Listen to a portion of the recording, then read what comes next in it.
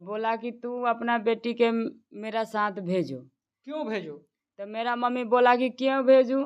तो तुम्हारा बेटी के मैं ऐसे ऐसे करने वाला हूँ गलती का, ना भेजेगा तो बोलूँ। पहले बोला कि धमकी दिया कि पहले शादी करा। तो मेरा मम्मी बोला कि क्यों शादी करा? तुम 50-60 साल का उम्र का बुढ़वा है। कितने साल का है? वो 50-60 का 50-60 साल का है। हाँ। आपकी बहन कितने साल की थी? वो 14 साल के 14 साल की। वो बोला कि उसको भेजो, हम उसके साथ संबंध बनाना चाहते हैं। हाँ। तो मेरा मम्मी बोला कि नहीं जी। तो मेरा मम्मी के धमकी दिया कि तुम्हारा मार देंगे, तुम्हारा बेटी के उठा के ले जाएंगे। जो आदमी से आया उसको पीछे से टाटी काट के मुंह दाब के उठा के ले गया। ले जाने के बाद लाइट कट गया था। मेरा पापा के लाइट आया तो नींद टूटा तो गया घर में खोजने, तो मेरा बहन नहीं था। मेरा पापा सब तर खोजा, सब तर गया तो देखा तो पोखरा में नदी में उसका लाश बिगा था। बिगने के बाद मेरा हल्ला पूरा, तो मेरा बहन पापा सब गया तो देखा तो कपड़ा किनारा पर था। मेरा बहन के लंगा के उसका पूरी तरह से पूरा अस्तर फस्तर पूरा छाती उती उसका पूरा नस नस पूरा चीर के बिग दिया था, काट दिया था, पूरा काट कूट के उसका कुछ बचा नहीं था। अब पूरा चीर चार के बिगने के बाद वो कपड़ा लंगा के बिग दिया था। शव को देखिए, उस लाश को देखिए कि किस तरह से और कितनी घिनौनी तरीकों से उसके साथ ट्रीट किया गया है। अच्छा बाबू, उस लाश को तुम देखी हो ना जो बच्ची के साथ हुआ था? हाँ, पूरा देखे। क्या हुआ था? पूरा गतर गतर काट दिया, तनको सनी नहीं बचा। पूरा शरीर काट दिया था? हाँ, पूरा शरीर काट दिया था। कुछ देखने लायक नहीं था? कुछ नहीं देखने लायक था। शरीर को देख के क्या अंदाजा लगा? कपड़ा उपड़ा था शरीर पे? कुछ नहीं था, कुछ नहीं था, नहीं था।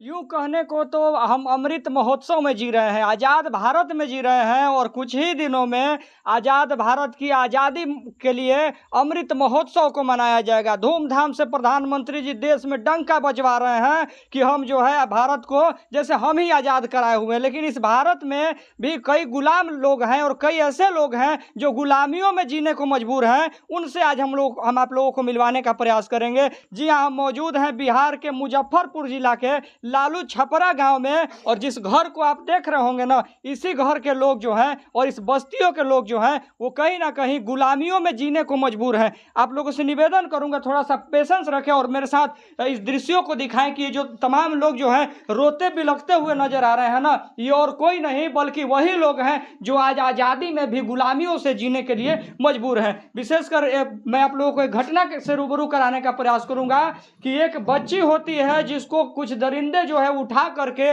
इसी घर से ले जाते हैं। देख सकते हैं इस घर में जो है दरवाजा भी नहीं है, इसी घर से उठा करके ले जाते हैं और ले जा करके उसके साथ क्या करते हैं वो मैं अपनी जुबान से ना बता करके इन्हीं लोगों से पूछने का प्रयास करूंगा। बाबू, सबसे पहले तो अपना नाम बताओ, क्या नाम हुआ? खुशबू कुमारी। खुशबू, ये बताओ कि ये जो घटना हुआ है जिसका डेथ हुआ है वो कौन थे तुम्हारी? हम मौसी थे। मौसी थी। मौसी के साथ क्या क्या हुआ है? मौसी खाली उठा के ले गया सब बोले के तरकारी। कौन कौन उठा के ले गया है? संजय राय। संजय राय। संजय राय। संजय राय। संजय राय। अच्छा, क्यों संजय राय उठा के ले? आप कौन है?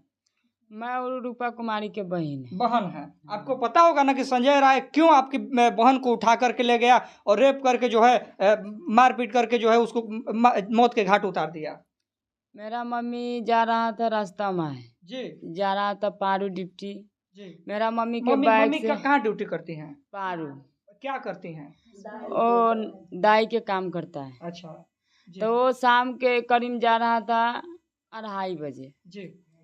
2:30-3 बजे जाना था। इसको तबीयत खराब रहता है तो एक दिन में चल जाता है। तो एक दिन में निकल गया करीब 3-2:30 बजे निकल गया। तो मेरा मम्मी के रास्ता में जाके पातर है वो रास्ता, जाके वहाँ 3 पैड़िया पर आगे से घेर लिया। वो बोला कि कहाँ जा रहा था? मेरा मम्मी बोला कि मैं ड्यूटी जा रहा हूँ। तो बोला कि तू अपना बेटी के मेरा साथ भेजो। क्यों भेजो? तो मेरा मम्मी बोला कि क्यों भेजूं? तो तुम्हारा बेटी के मैं ऐसे ऐसे करने वाला हूँ गलती का, ना भेजेगा तो बोलूँ। पहले बोला कि धमकी दिया कि पहले शादी करा। तो मेरा मम्मी बोला कि क्यों शादी करा? तुम 50-60 साल का उम्र का बुढ़वा है। कितने साल का है? वो 50-60 का 50-60 साल का है। हाँ। आपकी बहन कितने साल की थी? वो 14 साल के 14 साल की। वो बोला कि उसको भेजो, हम उसके साथ संबंध बनाना चाहते हैं। हाँ। तो मेरा मम्मी बोला कि नहीं जी।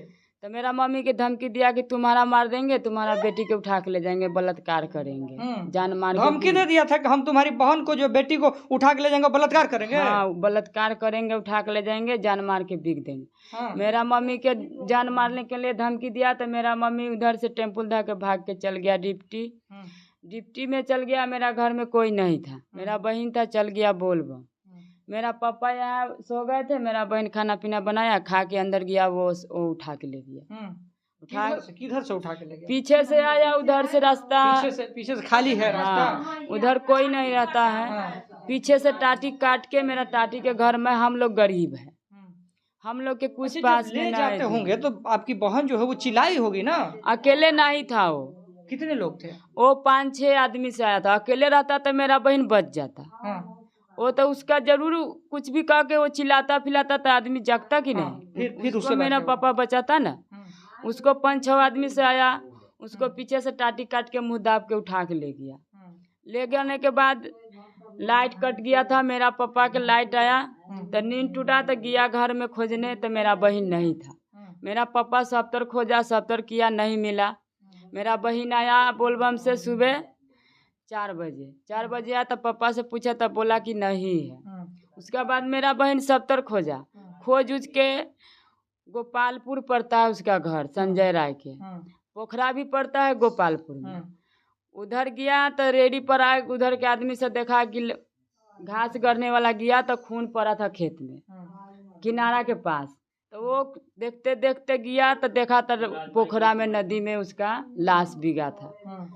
बिगने के बाद मेरा हल्ला पूरा, तो मेरा बहन पापा ये सब गया तो देखा तो कपड़ा किनारा पर था। मेरा बहन के लंगा के उसका पूरी तरह से पूरा अस्तर फस्तर, पूरा छाती उती, उसका पूरा नस नस पूरा चीर के बिक दिया था, काट दिया था, पूरा काट कूट के, उसका कुछ बचा नहीं था।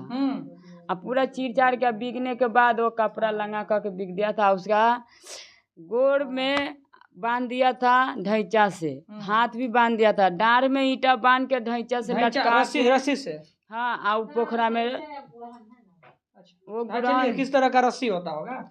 हाँ, वो सब से बांध के उसमें डुबा दिया था, पानी में डाल दिया था। हाँ, डाल दिया था ताकि लाश को पहचाना ना जाए। बाकी मेरा बहन गया तो उसका कपड़ा देखा तो मेरा बहन पहचान गया। उसका पूरा के बाल भी के सब काट के बिक दिया था।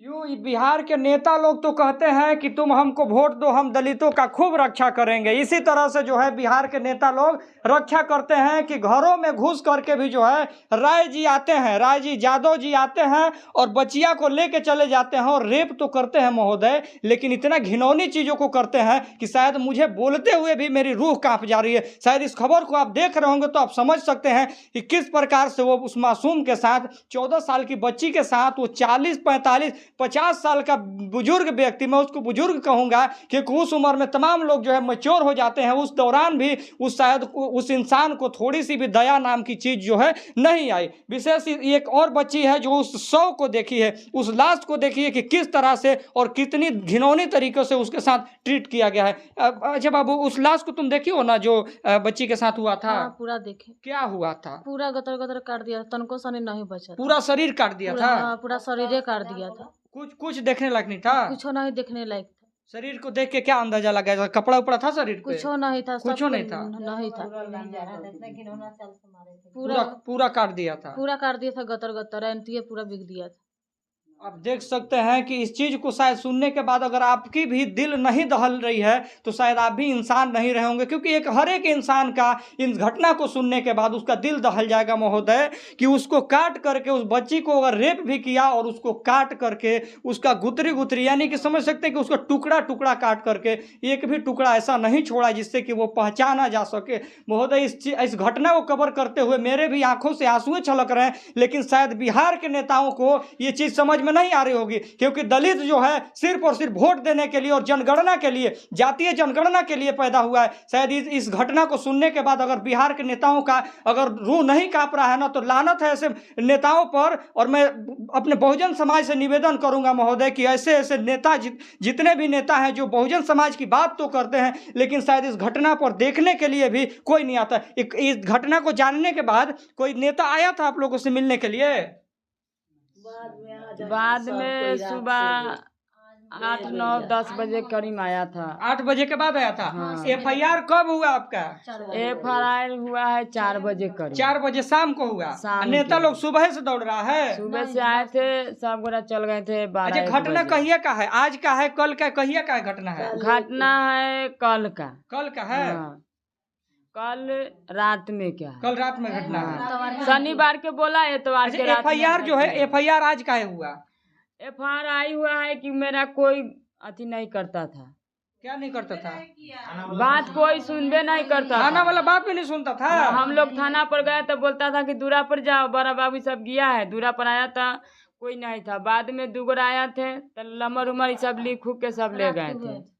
मैं दूर से ही नतमस्तक होकर के प्रणाम करना चाहूंगा वैसे थाना अध्यक्ष को कि जिसके वजह से और जिसको जाने के बाद ये लोग इस घटना को जब ले करके जाए थे तो वो कह रहा था दुआरे पर जाओ, यानी कि थाना से बाहर जाओ, शायद हम FIR नहीं लिखेंगे। महोदय, मैं निवेदन करूंगा यहाँ के SSP महोदय से, SP महोदय से और DIG महोदय से कि वैसे थाना अध्यक्षों पर सख्त कार्रवाई हो और उन लोगों को सस्पेंड किया जाए, ताकि उन लोगों को तब एहसास होगा ना जब शायद उनकी बेटी के साथ, उनकी अपनी पत्नी के साथ ऐसा घटना होगा। तमाम ये चीजें जो है आप सुन रहे थे, ये तमाम अगर नेताओं के साथ, तमाम पदाधिकारियों की बेटियों के साथ अगर होने लगे तो क्या ये वही वैसे ही करेंगे? और जैसा कि आप सुन सकते हैं कि इन्होंने बताया कि हम लोग जब इस घटना को लेकर के थाने में गए तो थाने के लोग जो हैं वो बाहर भगा रहे थे। महोदय, इंसानियत इस हद तक गिर सकती है, शायद आप लोग सोच भी नहीं सकते हैं। और क्या क्या हुआ? FIR अभी हुआ, पुलिस आ रही है, आप लोग को प्रोटेक्शन दे रही है, सुरक्षा दे रही है?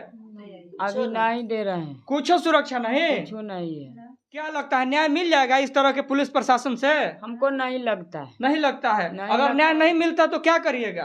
क्या करेंगे? आप लोग के नहीं सब अथी है। अगर न्याय नहीं मिलेगा तो आप क्या करिएगा? क्या इस करेंगे? मामले को लेकर के उच्च स्तर के अधिकारियों तक जाइएगा? क्या करिएगा? नहीं, गांव से ऐसा से नहीं मिलेगा तो मेरा जहाँ मन करेगा तहाँ जाएंगे लेके, छोड़िएगा नहीं? छोड़ेंगे नहीं उसको। जब तक न्याय न मिले, जब तक अन्याय नहीं मिलेगा तब तक ले मेरा क्या जहाँ चाहती जाने हैं? का क्यों, मन कौन सी करता सजा है। होनी चाहिए उस दरिंदे को? फांसी के सजा होना चाहिए। जैसे मेरा बहन के जैसे मारा वैसी भी उसका फांसी होना चाहिए। फांसी नहीं होता है तो नहीं होगा तो हम नहीं छोड़ेंगे उसको। जहाँ छोड़िएगा। जाने का मन करेगा तहाँ जाएंगे। आप देख सकते हैं महोदय, शायद दलितों के पास, इन गरीबों के पास आज जो खा रहे हैं वो कल खाने की भी वस्तुएं होंगी कि नहीं होंगी, लेकिन इस स्तर से कह रहे हैं कि जब तक न्याय नहीं मिलेगा तब तक हम जो है संघर्ष करते रहेंगे, उच्च स्तर के अधिकारियों के पास जाते रहेंगे। और शायद इस चीज़ को देखने के पास, इस घटना को देखने के बाद अगर किसी का दिल नहीं दहलता है, किसी अधिकारी पदाधिकारी अगर इस घटना पर एक्शन नहीं लेते हैं महोदय, तो वर्दी त्याग दे, क्योंकि ये वर्दी जो है ना वो परम पूज्य विश्व रत्न डॉक्टर बाबा साहब अम्बेडकर की देन है। और शायद बाबा साहब अम्बेडकर का परिवार जो है दर दर भटकने को मजबूर है। बाकी आप क्या सोचते हैं इस घटना के बारे में, कमेंट बॉक्स में बताने का प्रयास करिएगा। बाकी मेरा प्रयास कैसा लगा कमेंट बॉक्स में बताना मत भूलिएगा। चैनल पर नए होंगे तो चैनल को सब्सक्राइब करके वीडियो को लाइक और शेयर करना मत भूलिएगा। ज़्यादा से ज़्यादा इस घटना को शेयर करिए ताकि ज़्यादा से ज़्यादा लोगों तक ये घटना पहुँच सके। बाकी मैं मिलूंगा एक और इसी खबर के साथ। जय भारत।